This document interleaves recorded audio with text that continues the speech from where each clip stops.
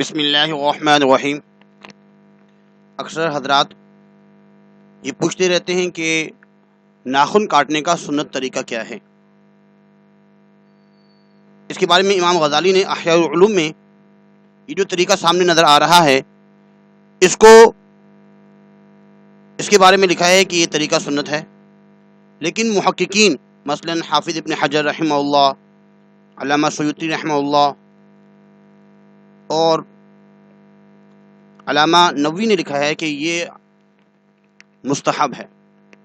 ہمارے نبی صلی اللہ علیہ وسلم دائیں یعنی کہ ہر عمل سیدھے ہاتھ سے شروع کرتے تھے، کوئی بھی عمل ایسے ناخن کاٹنے ہوں تو اپنے دانے ہاتھ کے ناخن کاٹیں۔ ترتیب کوئی ضروری نہیں ہے کہ پہلے یہ انگلی پھر جو بھی ترتیب سمجھ میں آتی ہے دائیں ہاتھ کی جو ہے ناخن کاٹ لی جائیں، اس کے بعد بائیں ہاتھ کے ناخن کاٹ لی جائیں۔ ایسے پاؤں میں بھی دائیں پاؤں کو یہ ناخن جو ہے پہلے کاٹ لی جائیں اور پھر جو ہے بائیں پاؤں کے جو ناخن ہیں وہ کاٹ لی جائیں۔